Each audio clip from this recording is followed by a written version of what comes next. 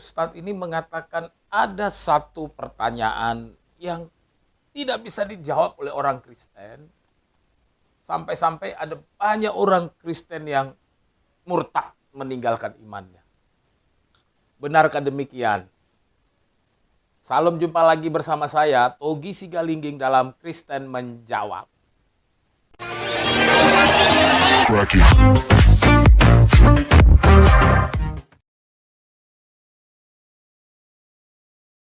Menurut Ustadz ini ada satu pertanyaan yang membuat orang Kristen itu banyak yang murtad. Pertanyaannya begini, pada waktu Isa mati, apakah juga Allah ikut mati? Katanya sulit, padahal sebenarnya sederhana saja ya. Yang pertama-tama, mari kita saksikan tayangan video berikut ini. Jadi pertanyaan sangat membuat banyak orang masuk Islam. Di Saudi banyak orang Filipina masuk Islam gara-gara pertanyaan ini. Kita tanyakan kepada mereka. Waktu Nabi Isa mati, dan dia harus mati supaya bisa nebus. Kalau nggak mati nggak bisa nebus, ya nggak? Waktu dia mati, meninggal dunia, disalib menurut keyakinan mereka. Allah ikut mati atau tidak? Pertanyaannya itu dulu. Kalau mereka bilang Allah Tuhan Bapa tidak ikut mati, ini dalil bahwasanya Isa bukan Bapa. Pecahlah, gugurlah teori Trinitas. Kalau mereka bilang Tuhan tidak mati, Bapak tidak mati, yang mati cuma Nabi Isa, berarti Tuhan anak bukan Tuhan Bapak. Berarti tidak ada hubungannya. Anaknya mati, bapaknya masih hidup. Kalau mereka bilang Tuhan Bapak juga ikut mati, waduh gawat. Yang hidupkan siapa kalau begitu? Kalau dia lagi mati, siapa yang ngurus alam semesta? Wah, iblis lagi senang waktu itu ya. Menguasai dunia, mumpung mati jangan hidup lagi. Ini pertanyaan membuat orang banyak masuk Islam. Kasihan saudara-saudara kita yang terjebak dengan filsafat atau filosofi Nasara, filosofinya Paulus yang sangat tidak logis. Yang sangat tidak logis.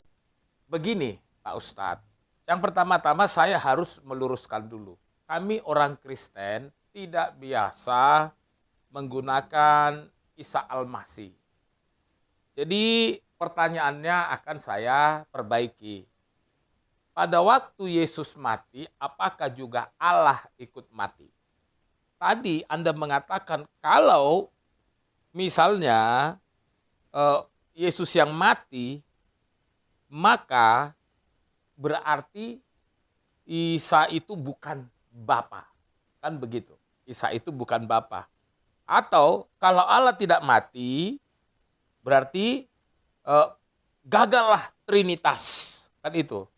Dan tidak ada hubungan antara Allah Bapa dan Allah Anak. Kan begitu pertanyaannya ya tadi.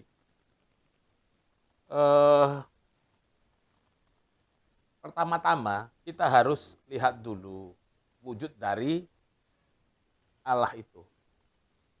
Kalau kita membaca Yohanes 4 ayat 24 dikatakan Allah adalah roh. Dan barang siapa yang menyembah dia harus menyembahnya dalam roh dan kebenaran. Itu dalam Yohanes 4 ayat 24. Jadi pertama kita apa dulu? Allah itu adalah roh. Lalu kemudian Yesus itu bagaimana? Jadi Yesus itu adalah Allah yang mengambil rupa manusia. Sekali lagi saya katakan Allah yang mengambil rupa menjadi manusia.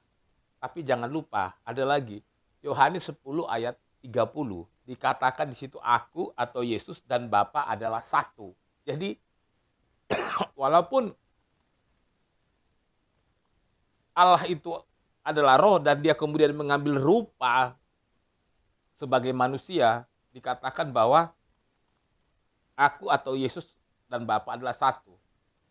Ini penting supaya orang jangan salah persepsi bahwa Allah dan Yesus itu adalah pribadi yang berbeda. Jadi ini yang sering disalah mengerti. Ketika Anda bertanya pada saat Yesus mati, apakah Bapa mati atau Allah mati? Di sini Anda memisahkan hal itu. Allah melihat bahwa Anda melihat bahwa Allah dan Yesus itu bukanlah sebuah satu kesatuan. Sehingga kemudian Anda berkata bahwa pada saat Yesus itu mati, berarti Yesus itu bukan Bapa atau tidak ada hubungan. Sehingga kemudian juga ada mengatakan kalau Allah tidak mati, berarti Isa bukan Bapa atau Yesus bukan Bapa. Maka gugurlah Trinitas. Pernyataan seperti ini kan karena Anda melihat bahwa Yesus dan Allah Bapa itu dua yang berbeda. Padahal bukan. Lalu kemudian pada saat Yesus mati, apakah Allah mati? Tentu tidak. Mengapa Allah tidak mati? Karena Allah itu roh. Pada saat Yesus itu mati, rohnya hanya pergi. Rohnya meninggalkan tubuhnya. Lalu kemudian 3 hari kemudian roh itu kembali lagi. Menempati tubuh jasmaninya. Itulah sebabnya Yesus pada hari yang ketiga itu bangkit dari antara orang mati. Dia bangkit sendiri. Tidak ada yang membangkitkan. Karena apa? Karena dia, karena Allah, karena Yesus berkuasa atas hidup dan matinya manusia. Saya berikan beberapa contoh di mana Yesus itu berkuasa atas hidup dan mati. Selama Yesus ada di dunia, dia mampu dan bisa kalau dia mau membangkitkan orang mati jadi hidup lagi. Contoh, pertama, anak seorang janda di Nain itu sudah mati dibangkitkan lagi. Nanti dibaca Lukas 7 ayat 11 sampai 17. Yang kedua, putri Yairus sudah mati dibangkitkan lagi. Nanti dibaca di Lukas 8 ayat 49 sampai 56. Yang ketiga, Lazarus itu dibangkitkan. Sudah mati berhari-hari dibangkitkan lagi oleh Yesus. Nanti dibaca di Yohanes 11 ayat 1 sampai 44.